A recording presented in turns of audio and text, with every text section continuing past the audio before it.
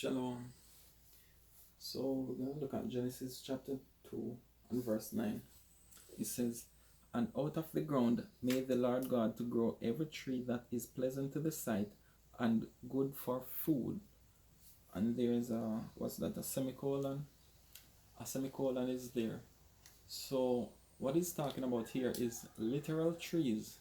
You can eat off the coconut tree, the mango tree, the banana tree. Those are fruit trees, right? Whatever is there. Now, after that semicolon is going into something different, it says,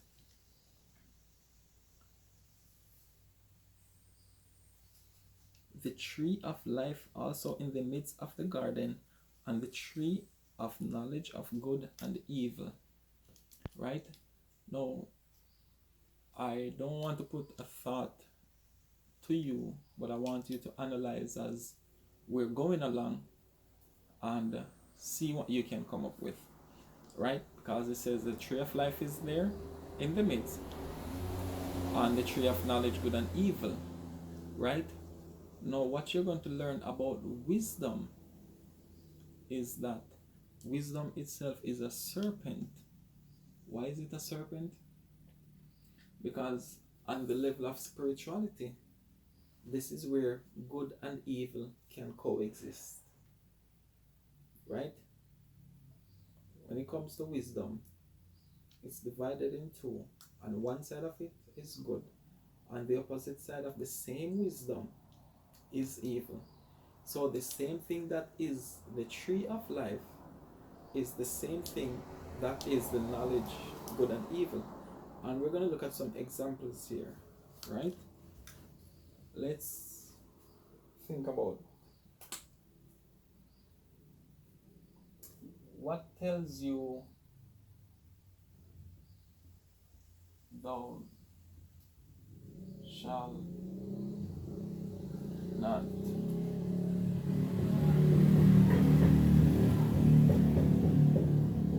commit adultery. The tree of life tells you to not commit adultery, right? No. When you tell someone to not do something, and the other side of that, what are you also telling the person? Oh, it can be done, right? So you see, you say thou shalt not commit adultery, you are telling them that you can do it. Not that you tell the person to do it, but you can influence.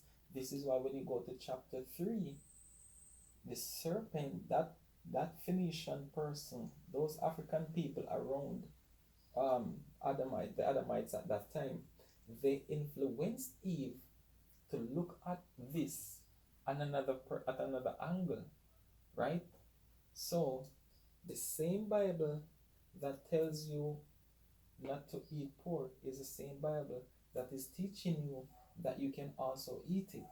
Now, out of the imaginations of man, we are going to do what? Explore these things, right? We are going to explore it. This is why you don't have to teach someone to do wrong. We do this by nature, but you have to teach someone to do right, right?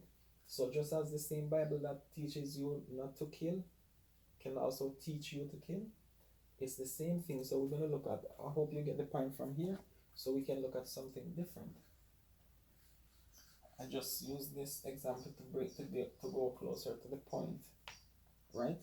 Now, let's look at, because we're going to look at the physical tree of life and the physical tree of knowledge, good and evil, right?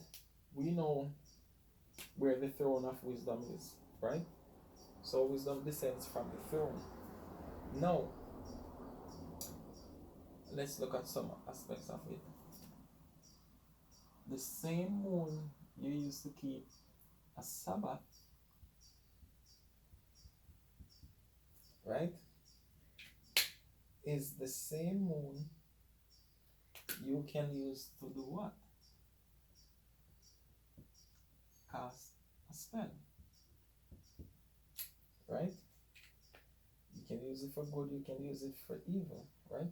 No, as I mentioned in one of the other videos, when the dark phase of the moon is there, that's when you can use it to do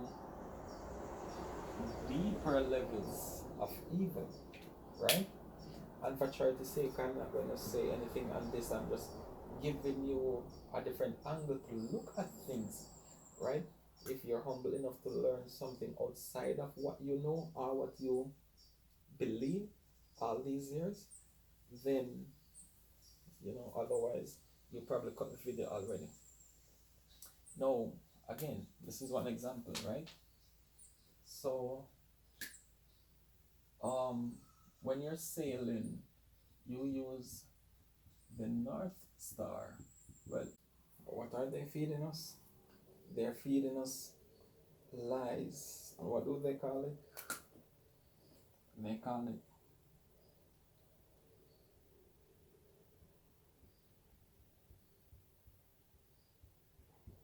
science. You see, the thing is that science, in reality, is knowledge. Knowledge, right? So, a knowledge is action. So, science is equal to nature. You cannot separate nature from science. Science is nature, nature is science, right? And that in itself is the knowledge, right? But what they give us is what type of science? Theoretical science.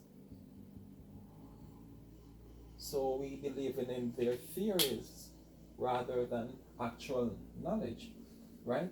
So this comes under the education system that we get from them.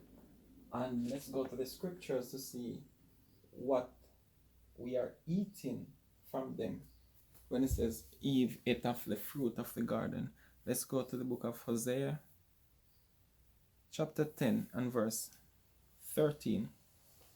It says, "Ye have plowed wickedness, ye have reaped iniquity, ye have eaten the fruit of lies.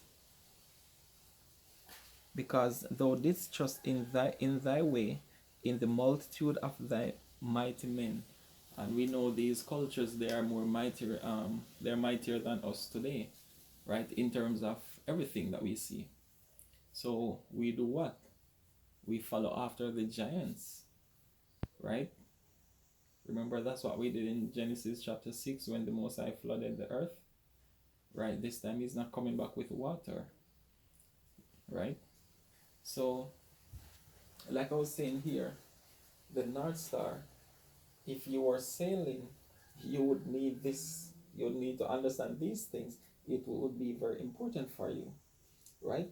But what happens is, because of the ideologies and the beliefs that we hold on to, once we hear about these things, first word that comes to mind is what?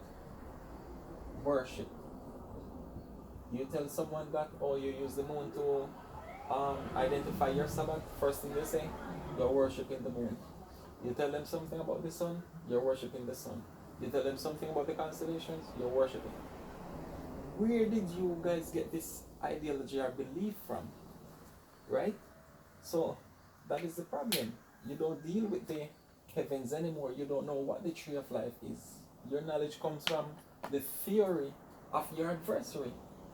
Right? And this is why we are in this bondage. We cannot discern. Right? So the constellations is the tree of life, and from that we learn how to do things. We learn how to navigate and a lot of other things. So the same things we use to do good is the same things they use for evil. Right? The sun, we use the sun to know the day, the days, years, seasons, and so forth. For example, how do you know the beginning of spring? When the sun is rising from the east, right? So people in Africa or people in the Caribbean, we will know where east is. We will know the starting point of the sun, right?